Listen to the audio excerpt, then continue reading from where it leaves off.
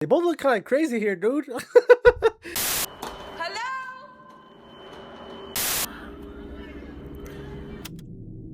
Each one having been shot execution style just seconds after. Welcome back to another Scary Saturday.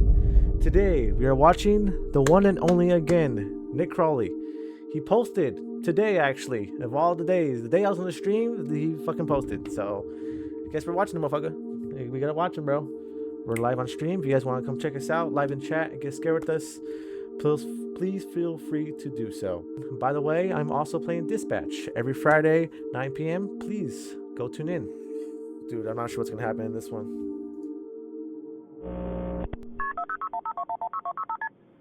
Son of a bitch. God damn, dude. Fuck. 911 location of your emergency. Oh, here we go. Okay, what's going on? Alright, this is what's happened. What the fuck? It's the 7th of November, 2014. Hey, 45-year-old Joseph Parker dials 911 at 2:45 in the morning to report an urgent incident that had taken place inside his home in Springville, Tennessee. Oh, An shit. incident that had been solely his own doing. Uh-oh. I've been married 12 years. On the 4th, which would have been 2 nights ago at 4 a.m., I shot my wife in the temple of her head. Bro, I thought what? I killed her. And I put her in the freezer out in the garage. It happened on him and his wife Samantha's Dude, 12th right in the temple. It was like right here. Dude, what? How did somebody do that? wedding anniversary, a day that should have been a celebration, but instead had somehow ended in Joseph shooting Samantha at point-blank range before Fuck. proceeding to put her body inside their garage freezer. Jesus. An awful crime that Joseph was now confessing to a 911 operator. But this He's confession done. wasn't His the lawyer's real pissed. reason for his call, as Joseph likely would have been content without ever reporting his own crime, had it not been for the fact that hours prior, he noticed something unusual. Uh-oh. In the garage. When I checked on her tonight, and she's not dead. Bro, what? She's got a big hole in the temple of her head, Fuck. and to get her body moved around in there, I think I broke her wrist. You know, she was frozen from being in the thing. She'd been in this thing 48 hours now. 48 hours? Dude, what? According to Joseph, What did he do this shit? And she's still alive? She's not still alive, bro. There's no way. There's no way she's alive, right? Samantha was still alive, despite having a way. large hole in her head and spending so long in their freezer that she was seemingly frozen solid. But maybe the freezer was actually keeping her alive longer. When he checked on Holy- her that morning, he realized that she wasn't actually dead and was Dude, even what? still conscious. Dude. The scenario Joseph was describing should have What been the impossible, fuck? with it being so outlandish that Joseph felt the need to tell the operator that this wasn't a prank. This is no prank call. I need somebody to get out there and help her out. But I promise you, this is a legit call, and I need somebody to get out there and help her, because I still love her. It's hard to believe that after that, you know, but I love her. I still love her. No, he doesn't, bro. I've loved her every day I've been married to her. I don't get it, bro. Like, how do you go to the point, like, you want to, like, harm, like, the person that's closest to you? Like, what? Like, I feel like if you loved her, you wouldn't want to see her gone. And, I don't know. A rough stretch here. He was being serious, and all he wanted to do now was get Samantha help, as he claimed to still love her despite everything he had done. And help Jesus. couldn't come quickly enough, as Joseph went into greater detail about just how bad Samantha's condition was, and how he was able to determine she was alive in the first place. She's been frozen for 2 days. She's frozen solid. It's amazing she's still alive. That's She's crazy. Move her jaw. She's in bad shape. She's a mess. She can't talk. Probably getting shot in the temple, like, messed up, like, her whole, like, dude. I could get her to blink. Blink What? once, means yes. Blink twice. Dude, what no. the f- Despite being unable to speak or What? move, Samantha was still blinking, and was actually blinking in response to questions Joseph was asking her, Dude, what? once for yes and twice for no. I don't And in the believe moment that. of what appears to be a regret for what he had done, he tried to make things better by giving her blankets and pouring water in her mouth. Yes, she's still in the garage. I made her as comfortable as I can make. Oh my god, that probably haunted him so bad. Like seeing her still alive, dude.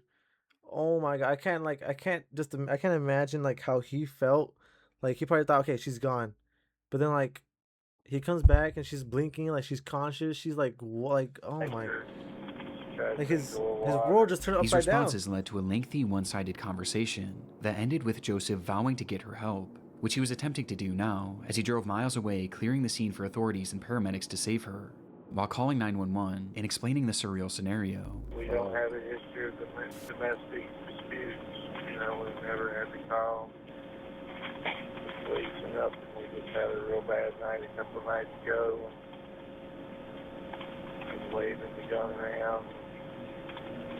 Got myself in trouble. The two had a happy Like, and what? healthy marriage that, for whatever reason, had turned sour on their anniversary, in what he referred to as a real bad night, where something in Joseph had snapped. But despite admitting to the murder, he made it clear that he had no intention of going to prison. He just wanted to make sure that Samantha was saved. What? Don't want to get arrested tonight and all that. Telling the operator that they'll find her in the freezer, before ending the call shortly after. So where do you go? The garage, you can't yell for you. You can't yell. But you go to the garage to... Is he just like talking to himself, or the operator's like talking back? We just don't see. We just don't hear it, right? Obviously, I'm stupid. So I'm gonna shut up. Sorry. Sure enough, when authorities entered Joseph and Samantha's home and ventured into the garage, they would see Samantha's red hair flowing out from the side of the freezer. And inside, they would find Samantha herself, frozen completely solid with a gunshot wound to her head, in the same exact manner that Joseph had described. But other than this, it was clear that Joseph's retelling of events was flawed, to say the least, as Samantha hadn't just been placed inside the freezer, she had been jammed inside of it, as if he was What? desperate to get her to fit inside. So much so that he actually sawed off her left leg, along with making a series of other cuts to her body to get her to fit. Fucking And this hell. wasn't even the most damning revelation, with the most important having to do with Samantha's condition. Just by looking at her, it was clear to the first responders that Samantha was dead, and had been dead for days, Oh, likely shit. having been killed instantly by the gunshot, Okay. meaning that the blinking Joseph had witnessed was entirely hallucinated. It Damn. never could have happened, and yet that was his reality, and he fully believed it. That's crazy. Upon the discovery, Joseph quickly became the #1 most wanted man Joseph. Why is his name Joseph, man? God damn it. Oh, man. See, this is why Josephs get like the worst reputation, man. We got motherfuckers like this guy. My name's not Joseph, by the way. in Tennessee, and that same day, police would track down his vehicle as he appeared to have been trying to flee the state. But the officers got to him first, pulling him over and then surrounding his vehicle, drawing their guns and preparing for anything. But just as Joseph had said on the phone, he had no interest in going to jail. And that was something Where'd he he go? was dead serious about. Where'd he go? When officers finally got his car door opened, they would find Joseph Parker in the driver's seat, dead from a self-inflicted gunshot wound to the head. Makes sense. Yeah. His death made it impossible to fully confirm why he had taken Samantha's life that night, but reports seemed to indicate that he had recently lost his job, and the couple was experiencing financial hardships, putting their home in danger of foreclosure, with this perhaps being the reason the two were arguing on their anniversary. But reports also indicate that this murder didn't happen in the midst of the fight, as evidence points to Samantha having been asleep at the time she was shot, adding some uncertainty to how the situation truly did unfold. But one noteworthy discovery made after the fact was that at the time of his death, Joseph had drugs in his system, which could have been a factor in the murder itself, and it certainly was a factor in the hallucinations he was Definitely seeing afterwards. influenced it for sure. As he stood in his garage having full conversations with the frozen, mutilated corpse of the woman he had just killed, God all the damn. while truly believing it was all real. With this 911 call leaving a Dude, haunting like the impression. drugs, the fucking traumatic stress of everything. It's like everything just compounding, like bam, bam, bam, bam. My boy is, yeah, he's cooked, bro. He's cooked. On myself and the many others who have stumbled across it in the internet's darkest corners. Breaking news now, this out of Brandon, where a husband is being incredible. That was a pretty cool vid. That was a cool first video, man. What can I say? Nick Crowley, man, he's cooking, bro. He makes some good shit, bro. I'm just a reactor, okay? Go watch his shit, please. Fucking hell, like the video, like his video, at least. Fuck. This guy does Do some you ever crazy. feel I like wish I you're could do being this. watched? Oh shit. Well, considering that you're online watching this video right now, there's a good chance that you are. Your internet provider can see and log everything you this do ad? online, and not only Is are this they a watching what you motherfucking browse, ad? but here So I'm just gonna slide this over here. Slide this over there. All right, Jennifer Sheffield. Jennifer Sheffield's life was largely encapsulated by the posts she made on social media. Wait, She what the worked fuck? hard studying in medical school with the hope of becoming a doctor, a journey that she documented on her growing TikTok page. Oh, But when she shit. wasn't at school or at a hospital, her time was spent with her family. She had been married to a man named Brandon Sheffield for around a Okay. decade, and when they met, Brandon already had 2 children from a separate relationship. Oh, Though this shit. didn't deter her in any way, and instead she took on the responsibility of helping to care for them, raising the Okay. children alongside Brandon as if they were her own for much of their lives, Okay. to the point where they seemingly started referring to her as their mother, a role that she thrived in, as she frequently posted pictures and videos alongside them.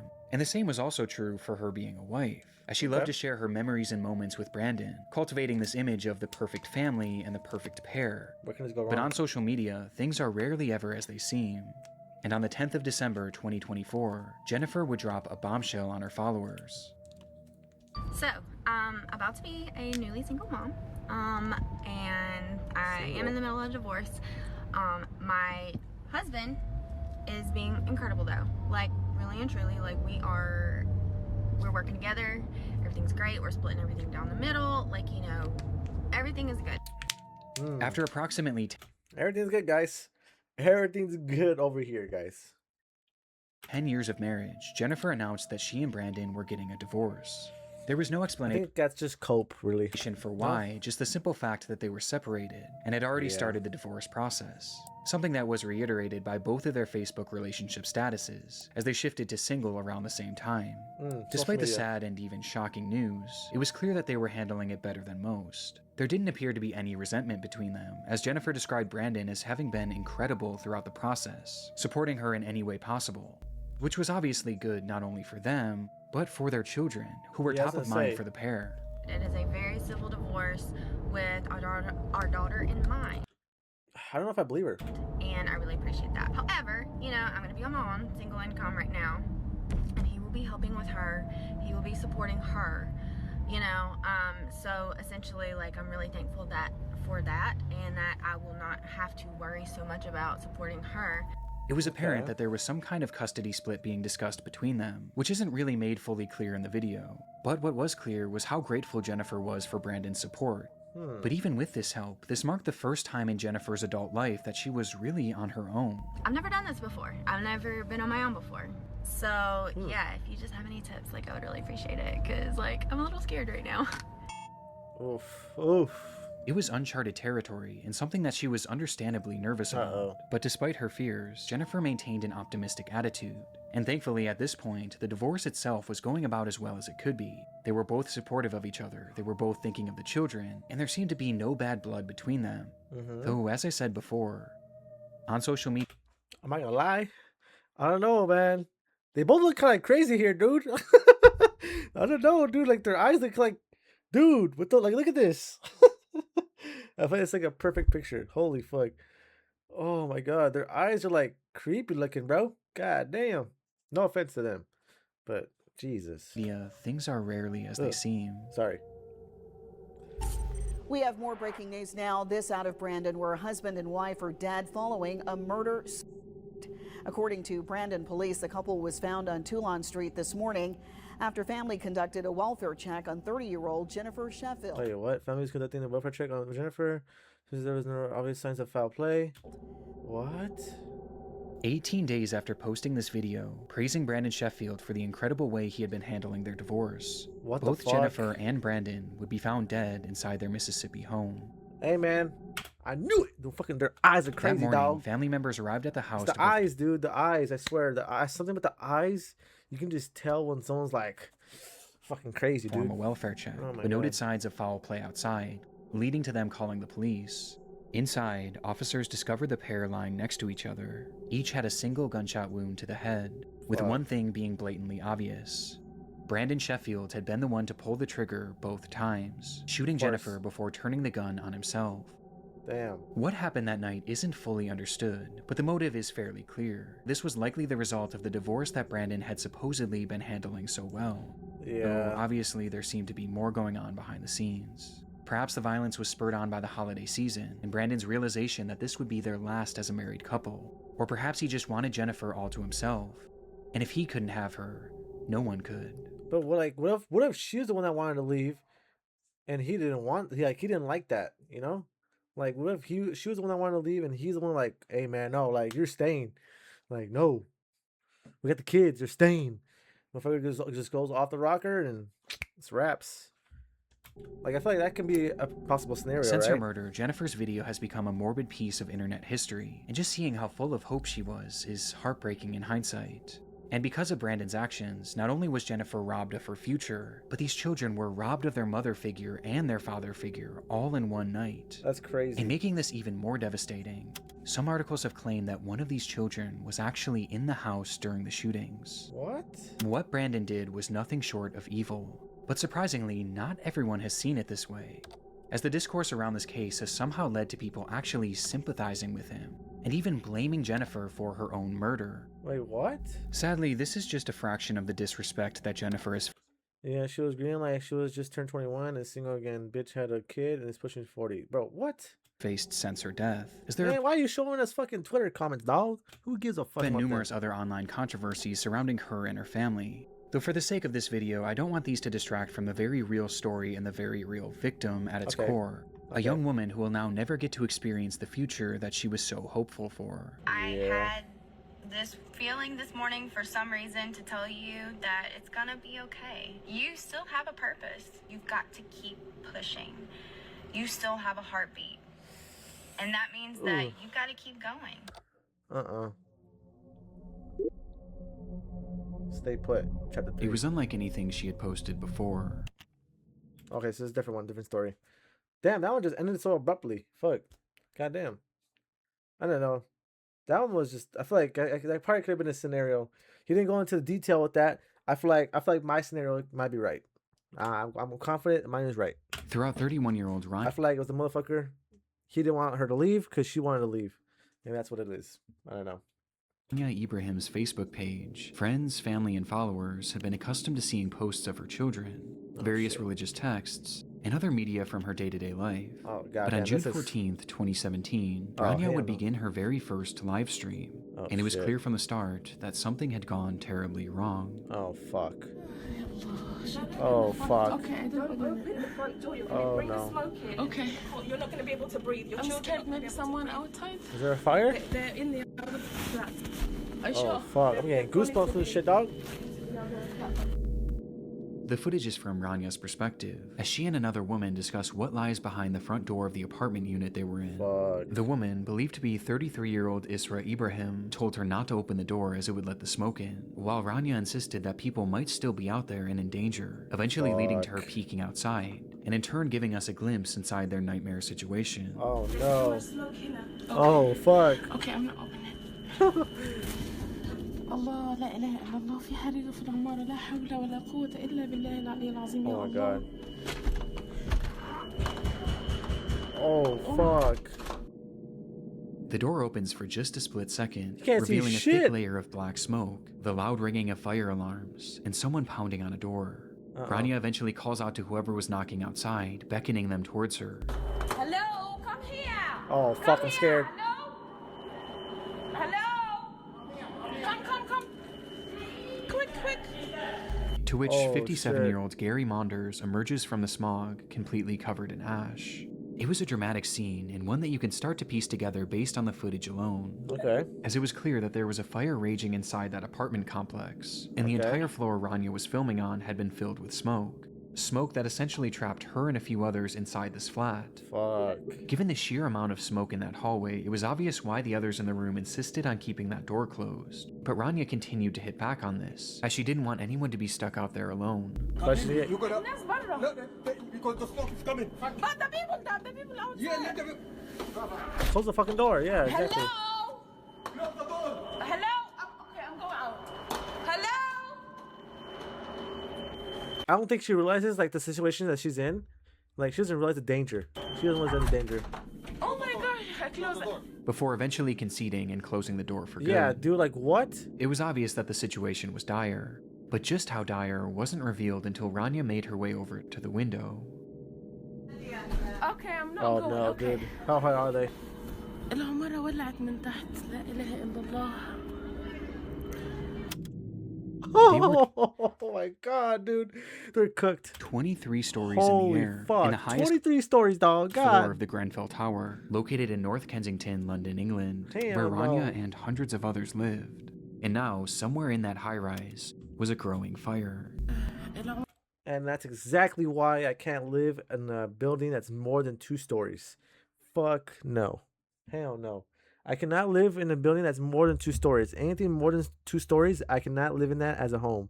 I don't know how any motherfuckers do it. I cannot. I cannot. 2 stories is my max.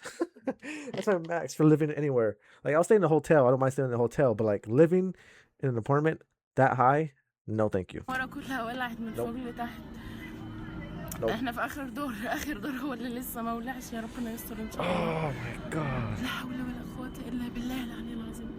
I feel like As the she best looks out bet's the to run the window, stairs. Rania tells her viewers that she believes the fire had started from the bottom of the structure and was quickly working its way up to them, with it now Really? being just 1 floor below them. But officially, this wasn't the story that Rania and the others in the room were being told. What As was each it? time they would dial 999, the operators would tell them that the fire was generally contained and leave them with one clear instruction: stay put. Oh, dude. This was the name of a nationwide rescue policy for all high-rise fires that stated that people should stay in their flats and wait for rescue as opposed to trying to escape on their own, as buildings Really? like these were made from thick concrete and should hypothetically keep fires relatively contained in the flat that they started in for an What? estimated time period of around 2 hours. And considering that this fire had started roughly 1 hour before Rania's stream, they should have been relatively safe until rescue crews got to them. And when looking outside, the fire wasn't even noticeable, meaning it was possible it was still contained and had simply been Right. producing a lot of smoke. Huh. But that belief was far too optimistic for reality. Oh, fuck. 1 hour before. Oh, son of a bitch. Yeah, hello, hi, in the fire, flat 16 Greenfield Tower. 1 hour? Sorry, fire where? Flat 16 Greenfield Tower. It's the 4th floor. Right, okay. Quick. They're on the way already. They're burning? Oh, shit. Approximately 1 hour earlier, 1 hour earlier from her stream. What? on the 4th floor of the tower, a man called 911 to report that his freezer had caught fire. It was an incident that had What the happened fuck? through no fault of his own, and due to his quick phone call, firefighters Freezer? Wait, what? Hold on, go back. An hour earlier, on the What? 4th floor of the tower, a man called 911 to report that his freezer had caught fire. Freezer? Bro, what? Dude. Sorry, it's just funny to me. It was an Freezer. incident that had happened through no fault of his own, and due Dude, to like, his quick what the fuck? Just a freezer combusting. It's like, I mean, it makes sense. Maybe like faulty equipment and shit like that, but I'm just saying. To me, it's just like, that doesn't happen every single day, you know? phone call, firefighters would arrive on the God. scene within minutes, one of whom was wearing a camera that showed that they were able to handle the blaze in a relatively efficient manner. Okay. But what happened? With the camera using thermal imaging and heat sensors to assure that the fire was fully out. The camera scans around, showing a few items strewn about that were still at relatively high temperatures. Oh, but shit. other than that, the room was completely clear, and it seemed as though the fire was out for good, until the camera panned to the window.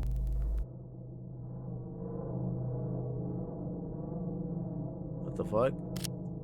Revealing scorching hot droplets of debris falling from the outside like molten rain. Holy. The fire had spread above them and was now burning up the Holy. side of the building in a manner that was completely unprecedented and defied any sort of What? logic based on the firefighters' knowledge of the scene. And by the time they even realized what was happening, things were already out of hand. What?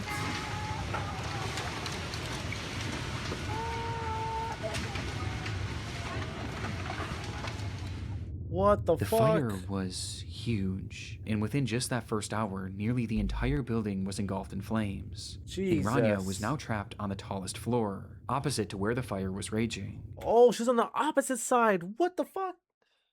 Oh. Dude. And she wasn't alone. Not only were there over 100 people left in the building at this time, but 2 of them were Rania's own children. 4-year-old Fuck. Fethia and 3-year-old Tanya, who were stuck in the same flat as their mother and several others. Dude. With desperation mounting, some of the others called out the window for help. We're stuck on the 23rd floor! Hello! كان في لندن فين؟ Until the stream went dark roughly 6 minutes later. كنا Close these windows because the smoke can go to the...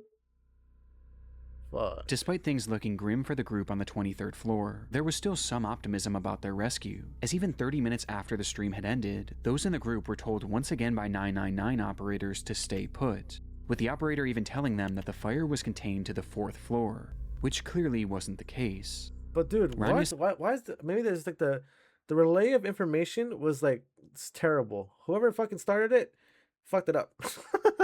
Like, what? How are they not getting the accurate information, dude? Were told once again by 999 operators to stay put, with the operator even telling them that the fire was contained to the 4th. I don't know. I feel like even though it says to stay put, I feel like I would go. I'll take the stairs. You know, I'm not sitting around just waiting, bro. Floor, which clearly wasn't the case.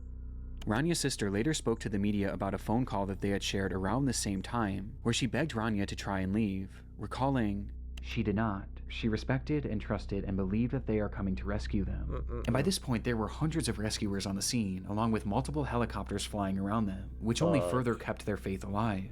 But tragically, this was all a cruel facade. Oh my god. Internally, fire crews were told not to go past the 12th floor shortly after Ranya's stream ended. It was just too dangerous. And as for the helicopters, well, those trapped inside would have had no idea that those were actually just police helicopters, merely used for surveillance. They weren't even equipped for rescue, nor were they ever considered to be used for that, as getting too close would have blown more. Where's this at again? I forgot. I didn't listen to the real that, but like I feel like they probably don't have like the equipment or like the utilities to take care of like shit like this, So I mean, it's kind of like sad, on the fire and made the blaze even worse, meaning that those helicopters offered them no chance at survival. They were entirely on their own, leading to authorities finally telling them to try and escape by themselves. But by this point, there was no point. This was 2 hours after the fire had started, and an hour after Ranya's stream. The fire had completely taken over the structure, and inside there was only one single stairway. A stairway that was now impossible to safely traverse for anyone on the higher floors. One single stairway? The fire had completely taken over the structure, and inside there was only one single stairway. A stairway that was now impossible to safely traverse for anyone on the higher floors. Bro, even attempting it would have been a death sentence. The orders for them to shelter in place had cost them valuable time, and in turn, any chance at leaving while they could. And it was all for a rescue that was now impossible. Dude, that's probably so sad. Completely trapped. Fuck. Rania, Fethia, Hanya, and everyone else shown in this live stream would perish in what we now know today as the Grenfell Tower Fire, a fire that claimed the lives of 72 people, and one of the worst fire tragedies in Europe's history. God damn. And while we've covered many large-scale tragedies on this channel before, few have been more preventable than this one. The Grenfell Tower was built back in 1974, and around the 2010s, its concrete exterior was beginning to look outdated in an area that was experiencing a wave of modernization. The neighborhood was becoming trendier and wealthier, and the tower was becoming an eyesore to some. And so the decision was made by the Kensington and Chelsea Tenant Management Organization, along with the Royal Borough of Kensington and Chelsea, to refurbish the exterior by adding new siding known as cladding to give it a more modern appeal. It was purely aesthetic, but its effects were horrific.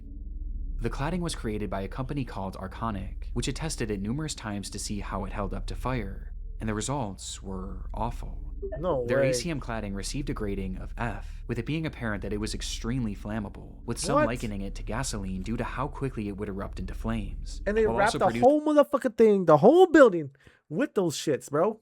God damn. 3 times the amount of smoke as usual fires. But despite having these test scores and even acknowledging their failure in multiple emails sent throughout the company, notoriously following up their F score with the line, "Oops," they not only refused to fix the problem, but they also Oops, just killed 72 people. Oops. kept selling it, with one of their clients being the group working on the Grenfell Tower refurbishment. And it wasn't even a secret either. Those in charge of the project wanted it done as cheaply as possible, and this ACM cladding was as cheap as it got, and so they chose it despite knowing the fire risk. And worst of all, they had the opportunity to buy a version of this product that was actually flame retardant, but they opted for the cheaper, more dangerous product. Of course. Which in the end only saved them about £5,000. That is or insane. roughly $6,500 USD. Jesus. Arconic knowingly sold this flammable product. The companies working on the Grenfell Tower refurbishment knowingly bought the flammable product. And in the end, it all resulted in a disaster that they all should have seen coming. And when you couple this with the flawed orders to shelter in place, and the fact that there was only one stairwell, Yeah, like there's like so many different things just like combining for that shit to a happen. recipe for disaster. This was always going to happen. This was a failure on so many levels for so many parties, and it all traces back to greed and the value of money over the lives of innocent people like Rania and her children. Despite the fire starting 8 years ago, justice has yet to be served, as investigations are still ongoing to this day, leading to an agonizing wait for all those who lost loved ones in the blaze. Dude, what? Dude, what? How is this company still fucking around, dog? Like, what the fuck? Dude. With the trials themselves not expected to start for another full year. Jesus. The policy of stay put remains in effect to this day, though it has been silently altered since the fire. I mean, I don't understand why. I mean, I guess it makes sense, but I don't know. I feel like if I was in that situation, I'm going to the stairwell, like, do that smoke. You know that the first time she opened the door, that's when I'm going. If she didn't go then, if she stayed there, then, I mean, they're cooked, bro. They're done. Well, Jesus, that's kind of fucked up to say, but, you know. God. That's so sad, dude. There are still thousands of resident buildings in the UK and worldwide with flammable and ACM cladding. Damn. Thankfully, there hasn't been any fires around those shits, but, dude, if there is, it's gonna be like another fucking accident again. It was the usual start to the day for Rhoda McFarland. Here we go. The 42-year-old manager of the Lane Bryant store in Tinley Park, Illinois, was no stranger to big sales. Okay. It's the have it all sale at Lane Bryant. Lane Bryant had a habit of launching monthly clearance events, sending out flyers and airing commercials in the days and weeks before to let all of their customers know. And this day, February 2nd, 2008, was yet another one of these sales. She knew it would be a busy day, and potentially a stressful one for one of her employees, as that morning only one worker was scheduled to open the store, something that Rhoda disagreed with, leading to her coming in to help, even though she had the day off. Okay. But like I said, this was a typical morning for her, as this was just the kind of person she was, always willing and wanting to help others. And as she clocked in for work that morning at 10 a.m., she and her coworker braced for a potential rush of excited shoppers. The rush, however, wasn't as dramatic as they may have expected, and in the first 15 minutes or so of opening, only 5 people had entered the store, 4 of which were female shoppers looking for some deals, while the 5th was a delivery man who walked in holding a stack of papers. The man approached them and made casual conversation, but after a few minutes had passed, he kind of just lingered around, never actually delivering anything, which Rhoda found strange, especially considering that it was Saturday, a day that they typically didn't receive packages. Growing more and more suspicious by the minute, Rhoda quietly placed a call to a nearby Lane Bryant store, who confirmed to her that there was in fact nothing scheduled to be dropped off that day. Oh, shit. But before she could even process this information, an incident was already unfolding around her. Fuck.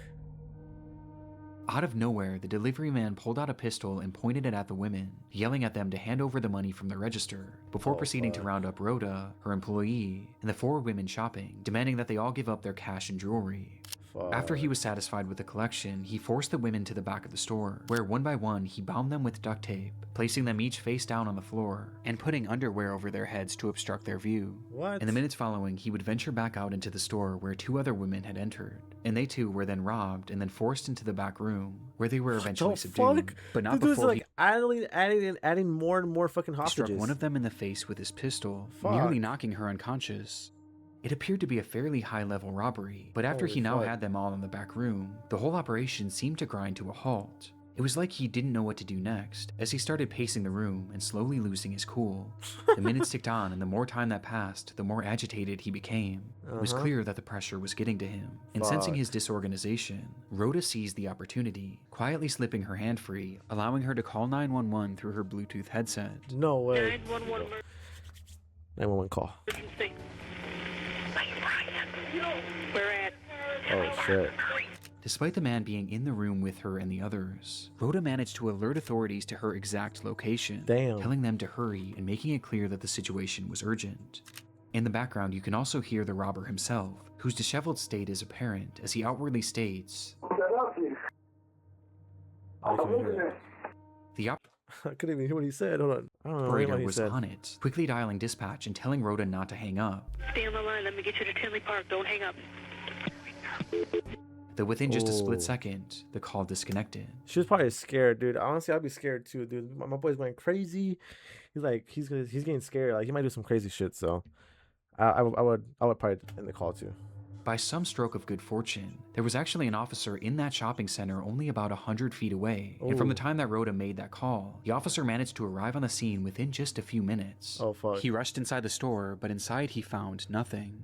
Until he made his way over to that back room. Uh-oh. Inside, he would find them.